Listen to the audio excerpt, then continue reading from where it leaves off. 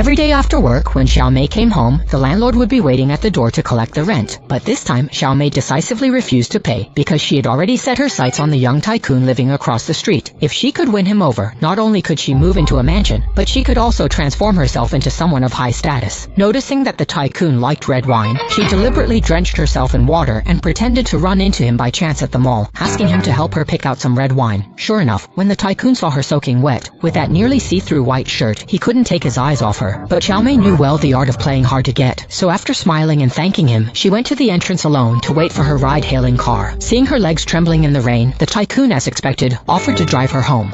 Xiao Mei subtly brought up the awkwardness of her shared living situation, mentioning that her roommate brought people over to party late into the night. The tycoon seized the opportunity to suggest that she could stay at his place for the night, but Xiao Mei pretended to be reserved and politely declined. However, as soon as she got out of the car, she stopped in her tracks. The noise coming from inside made her frown. The tycoon noticed Xiao Mei's hesitation and promptly backed the car up to her. She felt indifferent. But in reality, her heart was already bursting with joy.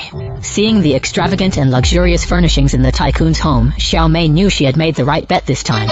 At that moment, the tycoon took the opportunity to bring out his treasured red wine. As they drank glass after glass, Xiao Mei soon felt her body heating up and took off her coat. The atmosphere instantly became ambiguous. Just as the tycoon was about to make his next move, Xiao Mei once again played hard to get, saying it was getting late and she should go home. However, moved by the tycoon's sincere efforts to keep her, Xiao Mei ultimately, like an inexperienced young girl, seemed to fall under his spell and chose to stay.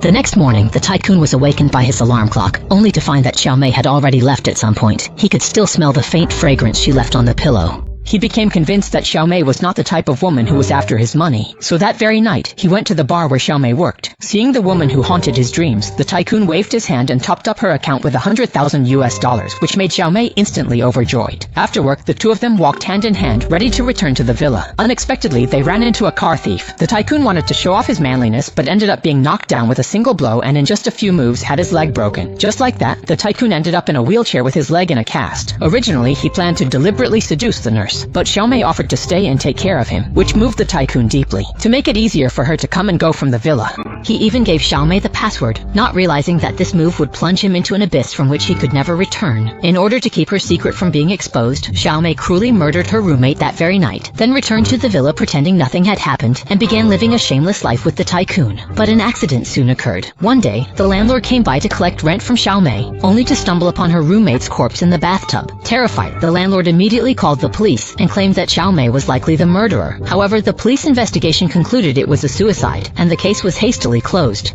At this moment, the tycoon was waiting for Xiao Mei to finish her shower in the villa, but he accidentally found a photo of her and her roommate in her bag. Before he could take a closer look, Xiao Mei appeared at the door wrapped in a towel. To prevent the tycoon from discovering anything, she immediately undid her bathrobe and silenced him. The next day, when the tycoon woke up, he found that his phone had mysteriously disappeared. The smart home system had been powered off, and the morning news was playing on the TV. The woman who had supposedly committed suicide was, shockingly, Xiao Mei's roommate. Before the tycoon could react, Xiao Mei calmly appeared at the door. The tycoon asked Xiao Mei about the death, but she looked completely unconcerned, even bluntly admitting that she was the one who sent her away. These words instantly made the tycoon's heart race with fear. He instinctively wanted to escape, but his phone had already been taken by Xiao Mei. In other words, the villa was now completely under her control, and he wanted to fight back.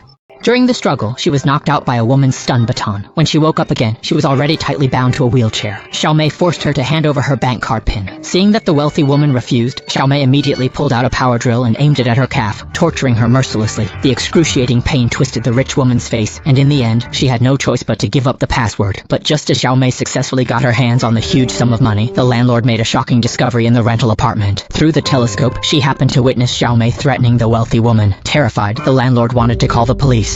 Soon greed grew in the landlord's heart. As the two packed the loot, the landlord slipped into the villa. Ignoring the woman's pleas, he hoped to snatch something valuable. Learning the painting was worth 7 million, he agreed to untie her. But Xiao Mei, alerted by the alarm, rushed back. The terrified landlord ran upstairs but was killed by Xiao Mei. Amidst the chaos, the woman broke free, but while escaping on a bike, she crashed by the road.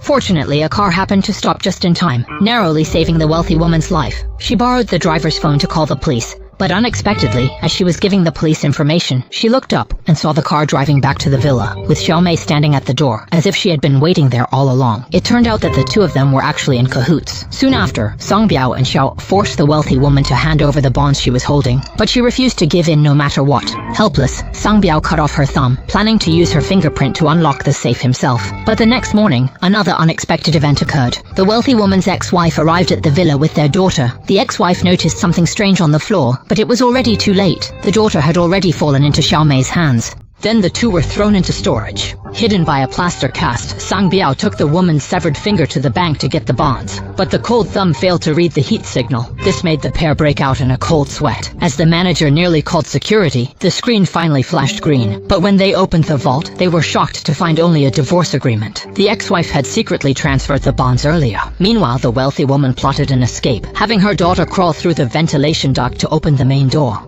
But this action triggered an alarm on the phone. Just as the daughter managed to open the door, the two of them appeared outside. Sang Biao immediately ordered Xiaomei to split up and give chase. They quickly cornered the mobility-impaired wealthy woman in the hallway. Xiaomei pointed her gun at her, threatening her to hand over the bonds. But Sang Biao ordered her to shoot directly. Looking at the pitiful expression of the wealthy woman, and recalling the tragedy of being controlled and abused by Sang Biao since childhood, Xiaomei, as if possessed, turned and shot Sang Biao instead. It turned out that after her mother died years ago, she had always lived under Sang Biao's shadow, but this time she finally escaped his clutches. At this moment, the wealthy woman seized the opportunity to launch a sneak attack, but as a disabled person she was no match for Xiaomei and was quickly knocked to the ground. Just as her life was hanging by a thread, the ex-husband suddenly appeared and joined the fight. Although he managed to buy them a brief moment, this completely enraged Xiaomei, who then prepared to finish both of them off with a single blow. But at the critical moment, a gunshot rang out. It turned out the daughter had pulled the trigger at the last second, saving her family from danger. The police finally arrived at the scene, and before dying, Xiaomei revealed her real name.